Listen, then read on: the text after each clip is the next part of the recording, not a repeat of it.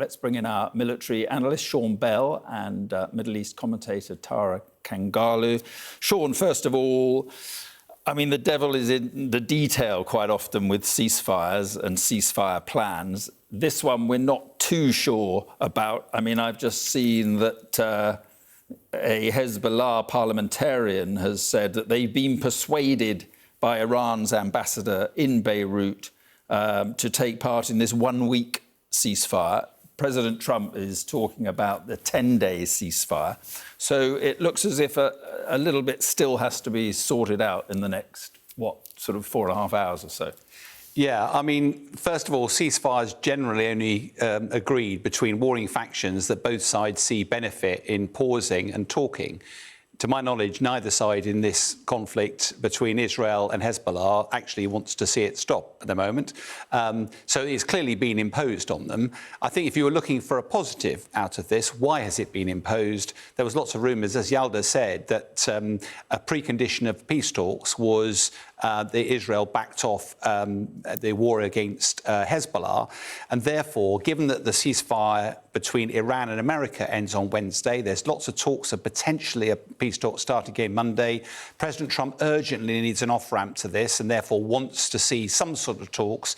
And therefore, if he recognises that this is a precondition, imposing his will, generating a ceasefire would actually help purely American and Iranian get to the negotiating table. But if we're looking at this for having broader, profound implications for the Israel-Hezbollah conflict, I'm not so sure, particularly when it's announced it's between Israel and the Lebanon. And last I saw, they weren't the warring factions. It was Israel and Hezbollah. Yeah, and I mean, it goes without saying that this larger peace plan that Trump is talking about between Israel and Hezbollah, I mean, that is a long way off and will take a lot of very hard diplomatic work. No, I agree. But if you look back in your history, you know, Lebanon probably, it will be fair to say, from an objective perspective, and Tara will be able to give you a much more detailed tapestry of it, but probably suits Lebanon and the government not to have Hezbollah causing the difficulties they have.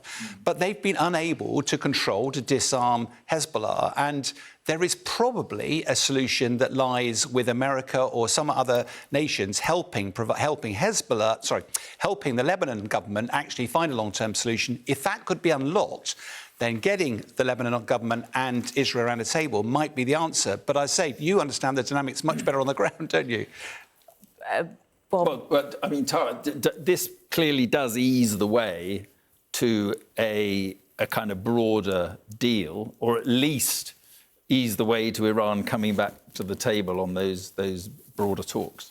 I mean, if we just rewind and go back before how the war got started, Lebanon got involved after the Israeli and American strikes on Iran. So all of this is in some ways coming full circle. We now are in a situation where the United States and Iran want to see an end to their conflict. Israel is part of that conflict, and Hezbollah has undoubtedly become a huge factor in all of it. So right now, it could very well be possible, as our correspondents have been saying and as we've been discussing, that the United States is influencing Israel as much as it can to put a pause on its activities in Lebanon, all the while Iranian regime is trying to put a pause on Hezbollah's behavior in Lebanon, so that the two of them, meaning the United States and Iran, can come to some sort of an agreement, some sort of a framework that would then eventually allow them to resolve all the many factors that we have on the table, whether it be the Strait of Hormuz, Iran's nuclear program, and so on and so forth. Now, the problem, as Sean was saying and as Yalda was echoing, is that the issue of Hezbollah,